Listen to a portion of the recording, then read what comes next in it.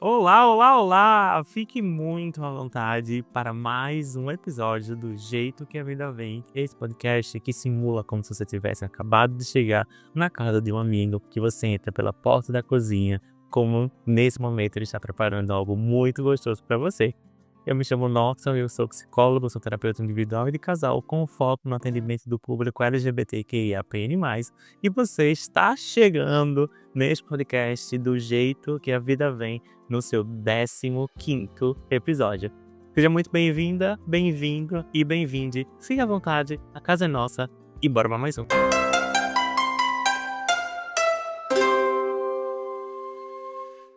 Estou muito feliz em estar mais uma vez aqui nesse momento para que a gente possa conversar como é que a vida veio para você esta semana. E eu vou te contar como é que a vida vem chegando para mim durante esses últimos tempos. Muitas coisas foram acontecendo e ao longo das semanas eu venho aqui atualizando vocês também disso, porque estamos criando uma comunidade e eu estou ficando muito feliz em acompanhar pessoas, em saber que tem pessoas me acompanhando e acompanhar essas pessoas também através das trocas que a gente tem nos directs, nos comentários, então eu já fico muito feliz. E o tema desses vídeos, desse podcast, desse videocast, veio por conta do comentário de uma pessoa muito querida por mim, né, que é a Suelen. Eu já falei dela outras vezes nesse podcast, em outros episódios também. E dessa vez não foi diferente, porque um comentário dela, de uma frase que eu disse em um episódio, que agora eu já não lembro qual foi o episódio, e que eu fui perceber, dá pra ser um tema de vídeo só com essa frase, e vai ser esse momento, que foi: ser quem nós somos é um grande filtro para as nossas relações. E essa é uma frase de que desde que eu ouvi, que eu li e que eu adaptei e internalizei, eu venho reproduzindo e acredito que ela tem muita verdade sobre mim, sobre você e sobre a nossa vida. E aí você pode até ficar se perguntando assim: como assim, Norton? Que tipo de filtro é esse que você está falando? Que quando eu sou quem eu sou, eu acabo alinhando e exercendo esse tipo de filtro na minha vida. Pois bem, meu amigo, minha amiga, o que eu vou contar para você agora é o seguinte: eu lembro que desde muito cedo, desde ser uma criança mais afeminada, ser uma criança que já denunciava a homossexualidade ali, nos primeiros momentos da minha vida, do meu jeito de estar no mundo, me trouxe muitos efeitos de homofobia internalizada. Isso é um fato, assim. Foi uma das questões que eu trabalhei muito no meu processo de psicoterapia, e isso faz com que eu acabei me especializando nisso também. Não só pela minha vivência, né, obviamente, mas também dos meus estudos, para ajudar outras pessoas que passaram por esse processo, porque quase todos nós, quase todas as crianças que tinham algum traço de não conformidade na expectativa heterossexual, acabou passando por isso. Mas, mais uma vez, não é uma exclusividade nossa. Todos nós passamos por algum tipo de podação? Não sei uma palavra agora, me perdi. Quase todos nós passamos por algum tipo de castração, para ser mais psicológico, né? Quase todos nós passamos por algum tipo de castração do jeito que somos, para adequar a uma determinada expectativa, seja uma expectativa de gênero, né, seja se comportar como um menino, se comportar como uma menina, se proteger das coisas, se permitir fazer coisas. Então a gente já tem isso desde muito cedo na nossa vida. E especialmente a escola é um desses lugares, né? A escola, religião ou família são dos lugares que mais vão nos dando orientação de como que a gente deve ser no mundo, só que é quase sempre uma orientação de a gente precisar se adequar a como é que esse mundo vai ficar mais confortável diante de nós. E eu tenho muitos desses flashes, dessas lembranças, que era, por exemplo, na época da educação física, na escola, de que eu queria muito mais jogar vôlei e jogar queimado, e que eram as atividades das meninas, e né, na verdade, ou era queimado, ou era vôlei, ou era futebol. E eu não tinha a menor habilidade, e até hoje não tenho habilidade, não tenho interesse e nem quero desenvolver essa habilidade no futebol. E eu lembro que já teve um momento até que tinha capoeira, só que eu era uma criança obesa e ali eu não via um espaço para que eu pudesse, mesmo sendo uma criança obesa, poder movimentar no meu corpo na capoeira. Então eu achava aquilo ali não me convidava a participar, e desde então já tinha um certo desconforto nas artes marciais em geral. Só que quando eu ia para a educação física, eu acabava ficando sentado. A educação física era um lugar de que eu não ia para movimentar o meu corpo, eu ia para ficar sentado, porque ninguém me chamava para os times, no caso do futebol, ninguém me chamava para os times porque eu não era bom, e aí eu não podia melhorar, porque ninguém me chamava para os times, obviamente, e inclusive eu ia ali só para cumprir uma atividade de que não me incluía, enquanto na verdade eu queria fazer o vôlei, ou eu queria fazer o queimado. Eram as atividades que eu queria fazer, só que essas eram as atividades de menina. E por serem atividades de menina, eu não poderia participar porque eu já sofria preconceito. Então, eu não poderia participar daquelas atividades porque eu sofreria muito mais. O que era que eu fazia com isso? Faltava aula. Faltava tanto aula de educação física que eu recebia esse comunicado de que minha mãe, no caso, né, recebia esse comunicado de que eu teria que ir, porque senão eu ia reprovar de falta por conta da educação física. Então agora eu já tinha uma ameaça ainda maior, nunca era um convite, era uma punição. Então ali já tem uma marca muito forte de atividade física não é para mim.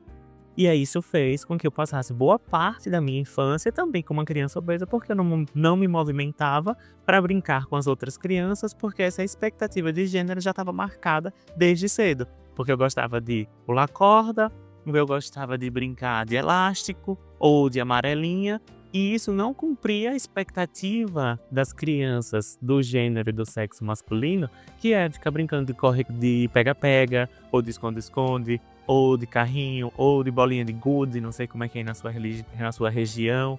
E essas eram atividades que eu não era bom em fazer. Então eu preferia muito mais brincar com as meninas, só que quanto mais eu brincava com as meninas, mais a minha homossexualidade era denunciada e mais alvo de preconceito poderia ser. Então olha como, nesse universo, eles podem ser muito cruéis para determinadas crianças, e eu sou uma delas, sofri isso também.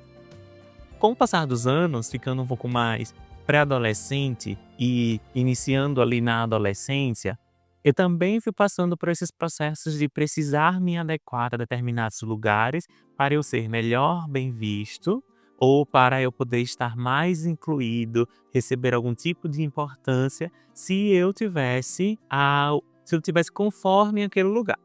Porque como era que isso acontecia? E são de maneiras muito sutis e quase sempre munidas de muito boa intenção. Aí pega como era que isso acontecia.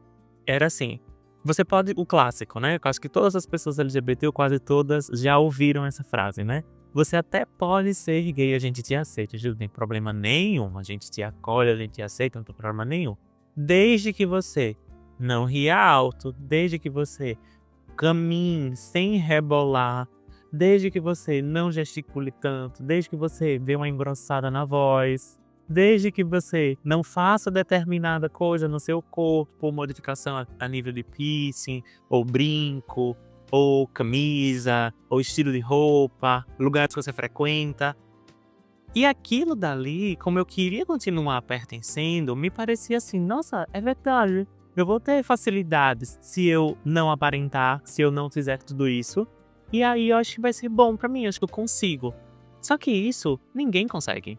Não é tão simples assim como se imagina, né? É só você não fazer tal coisa, é só você não fazer aquela outra coisa. Ninguém consegue manter. E aí eu fui entendendo de que, na verdade, por que algumas pessoas eram mais toleradas em determinadas excentricidades, em, por exemplo, pode falar alto, gritar, falar alto, se estiver torcendo por um time, jogando futebol, bater na mesa. Então, esses determinados tipos de escândalos eram mais bem vistos do que quando era uma outra coisa que uma outra pessoa LGBT fazia. Então aquilo dali, eu fui percebendo de que, ok, eu posso me adequar a determinadas expectativas de comportamento para conseguir determinadas coisas, desde que isso não venha me ferir na minha integridade. E aí passaram-se alguns anos, e aí eu fui entendendo cada vez mais, e aí acho que entra nesse parte do meu processo terapêutico, junto assim, para poder me deixar bem mais firme, de que eu poderia continuar fazendo isso para deixar algumas pessoas felizes enquanto eu ficava triste. Essa seria uma escolha minha. Eu poderia fazer essa escolha. Essa era uma escolha que eu poderia fazer. Só que eu poderia também desagradar algumas pessoas e deixá-las tristes, chateadas, frustradas por conta dos preconceitos que elas têm, enquanto eu poderia ficar mais confortável comigo mesmo. Então essa era uma escolha que eu também poderia fazer. Era quase como você vai precisar de suporte e de autossuporte e desenvolvimento dessa autoconfiança para suportar a ideia de deixar pessoas tristes, frustradas, sustentar isso para que eu não fique triste e frustrado, desde que eu não esteja falando e admitindo fazer violências, né? Agressões e violências com essas outras pessoas. Era só no sentido de poderia acontecer um afastamento, términos de amizade, deixar de frequentar determinados lugares, porque aquela expectativa que as pessoas tinham não me comportavam. Então, se alguém aceita, no tipo assim, eu gosto de você pode seguir, tá tudo bem, não tem problema. Desde que você não ria alto, essa pessoa não me quer, porque eu sou uma pessoa que ri alto.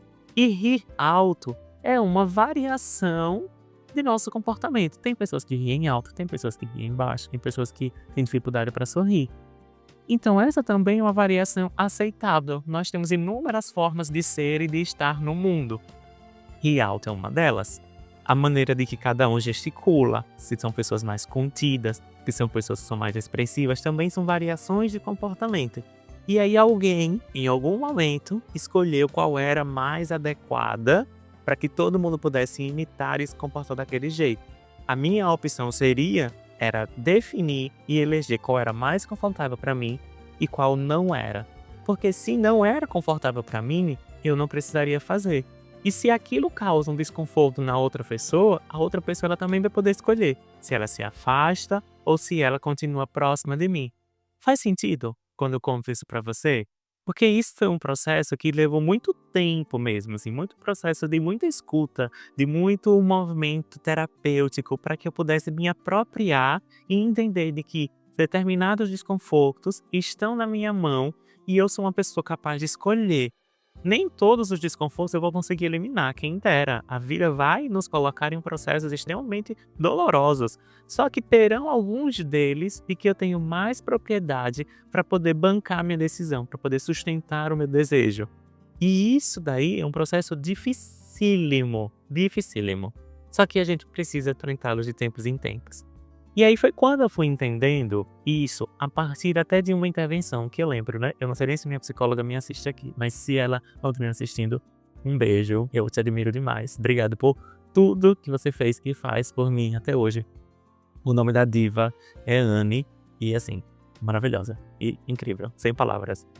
E eu lembro de uma frase que ela me falou durante o meu processo terapêutico, especialmente nesse de aceitação da minha homossexualidade, que foi quando ela disse assim, ela pediu para imaginar um mundo de que todo mundo que me conhecesse, todo mundo que tem contato comigo, todo mundo, sem exceção, todo mundo que me conhecesse, já soubesse de que eu era gay e imaginando como é que essa pessoa estaria se comportando com essa certeza.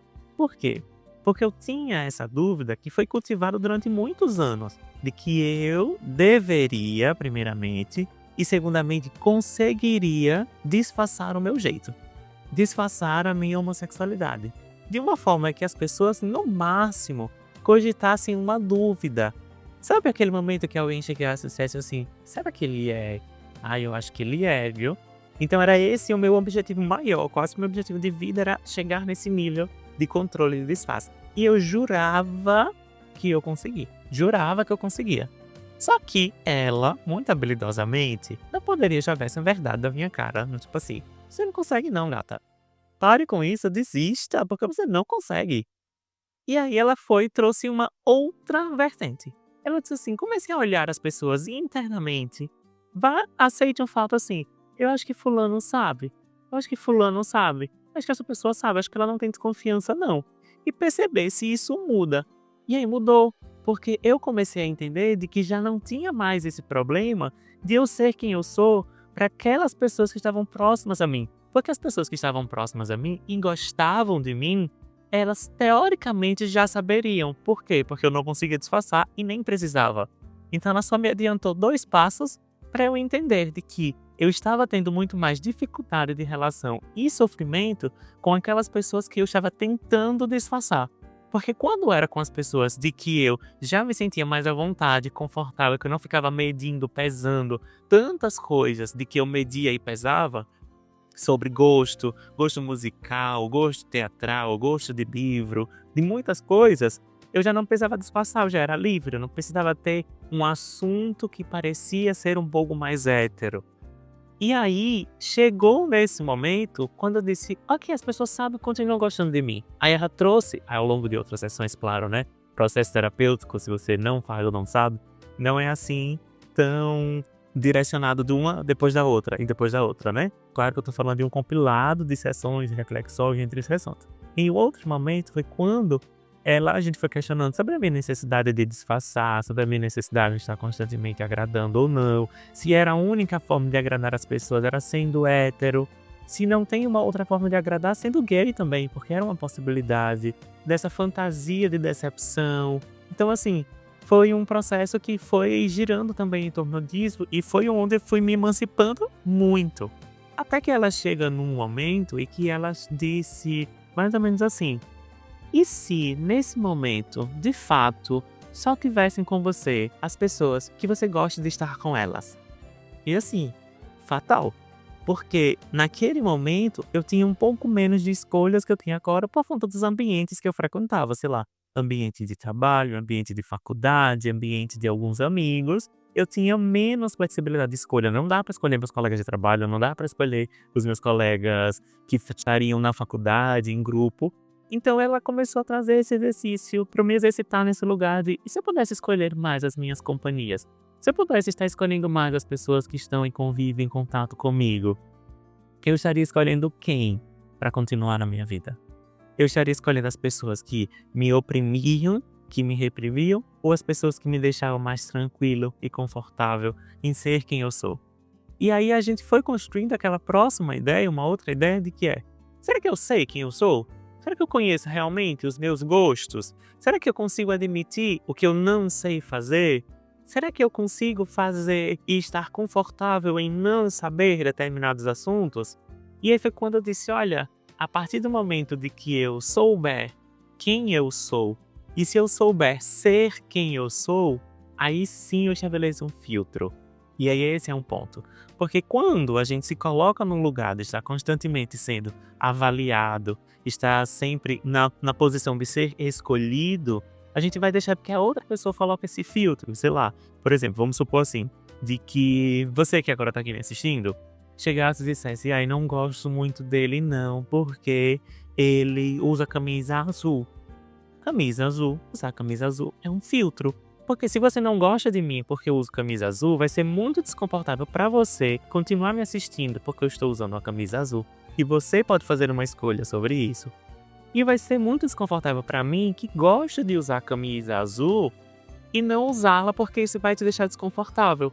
Então, como temos duas pessoas desconfortáveis, cada uma vai escolher o seu desconforto. Ou pelo menos temos uma pessoa desconfortável, que nesse caso seria você que não gostasse da minha roupa azul.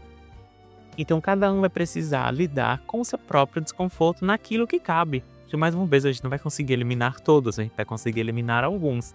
E é assim que eu fui entendendo sobre o meu gosto de estilo pessoal, de admitir pessoas que vão gostar, pessoas que não vão gostar, pessoas que vão achar bonito, pessoas que não vão achar bonito.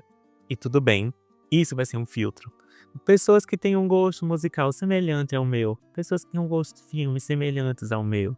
Pessoas que têm um estilo de conversa, que têm uma inteligência, que têm um saber semelhantes do meu ou que me interessam, porque isso sendo um filtro, mais uma vez, é uma peneira. Numa peneira, a gente escolhe o que fica em cima, né? A gente quer filtrar o que fica em cima porque o restante vai cair. E vai mesmo, a gente vai selecionar. Só que essa seleção é uma seleção mais confortável, porque a partir do momento de que eu tenho esse poder de escolha, desse gerenciamento, eu posso ficar muito mais confortável de circular nos determinados lugares e sustentar. Sustentar a ideia de, ok, todas as minhas decisões poderão deixar pessoas felizes e poderão deixar pessoas tristes. Eu só preciso entender o quanto que eu tenho de suporte, o quanto que eu consigo bancar que essas pessoas fiquem frustradas, fiquem tristes, e o quanto que isso está negociado a minha tristeza e minha frustração. E claro, de que isso vai envolver também uma habilidade de frustrar as pessoas, sabendo de que em algum momento a gente não vai conseguir gerir todas as expectativas que tenham criado sobre nós. Por isso que quando você é quem você é, você acaba também libertando a outra pessoa para ser quem ela é. E eu acho que isso faz todo sentido quando a gente também se alinha ao nosso desejo, ao que a gente verdadeiramente quer, a como a gente sente e poder se comportar mediante disso. Porque quando a gente escolhe o desejo do outro, automaticamente a gente está alinhado aqui ao desejo do outro mudando. Quando o outro mudar o desejo dele, a gente tem que se readequar de novo. Então vamos supor de que eu estivesse completamente refém do gosto da outra pessoa. Vamos pensar de um aspecto de modificação corporal, sei lá. Eu tenho algum problema com o meu nariz e aí eu sinto de que para ser mais aceito, para que eu me sinta mais bonito, para que eu me sinta mais escolhido ou mais desejado, eu tenho que fazer uma modificação corporal. Eu faço uma rinoplastia. E isso possivelmente poderia me deixar mais confortável, mais aceito, mais incluído. Vamos supor de que isso estivesse certo. Quando isso mudasse, porque eu estou refém do gosto do outro, se o outro dissesse, não, nariz com ponta fina não tá legal mais, a gente agora vai precisar deixar o nariz com a ponta mais larga. Aí eu faço mais uma modificação corporal para estar sempre me adequando ao desejo do outro. E olha como isso é perigoso, porque se o desejo é do outro, mas ele precisa que eu faça uma modificação no meu corpo, esse desejo não pode ser do outro. Porque senão eu vou ficar sempre refém à mudança desse desejo da outra pessoa. E quando eu faço o caminho oposto, quando eu valido as minhas inquietações, os meus desejos, como eu sei que eu também vivo em uma sociedade, a sociedade também, os comportamentos sociais nos influenciam, eu agora posso entender o quanto que eu quero isso para deixar o outro mais feliz ou o quanto que eu quero modificar isso porque isso está me deixando infeliz. E acho que tem até um outro movimento, inclusive, que cabe em um outro grupo que não coloca, sei lá, procedimento estético como algo relevante. Eu estaria desconfortável? Então, será que quando eu mudo de grupo e eu escolho outras pessoas para estar na minha companhia, isso se torna um problema? E assim, hoje na minha vida isso é muito uma realidade, por exemplo. Eu não bebo há mais de um ano, não consumo álcool há mais de um ano, e toda vez que alguém tá bebendo, que alguém me oferece, que eu digo, não bebo, não tô bebendo não. As pessoas foram e respeitam, e elas dizem, ok, tudo bem, ninguém tá enchendo meu saco pra dizer, não, mas bebe, é saúde, é só um pouquinho. Porque as pessoas respeitam meus gostos, então eu vou conseguir estar em um grupo que meu gosto, minha decisão, ela é respeitada. Inclusive, minha decisão de não consumir os produtos de origem animal também é uma decisão respeitada. Então eu também tô nesse grupo. Ou se eu disser assim, não vou sair, não vou ficar mais tarde numa sexta-feira porque eu tenho um treino um sábado cedinho, isso também é ouvido, isso também é respeitado. Então eu também estou em um grupo de que eu antes também escolhi e escolho eles, eu tô nesses dois lugares, né? Eu escolho e também sou escolhido por um grupo em que compartilhamos valores em comum. De uma forma de que o jeito de cada um é um jeito para ser validado, escolhido, é esse filtro. Porque a partir do momento de que eu entendo de que isso também está sob o meu controle, também está sob a minha responsabilidade, eu também executo com o outro.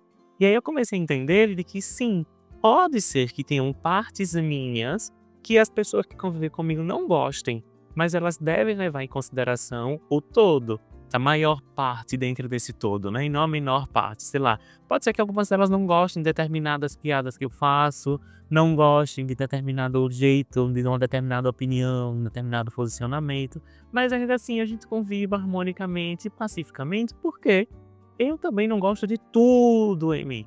Tem coisas em mim, tem coisas do meu jeito, tem coisas do meu hábito, tem coisas das minhas crenças que eu gostaria de mudar, que eu não aceito completamente, mas mesmo assim isso não é o suficiente para me fazer me odiar.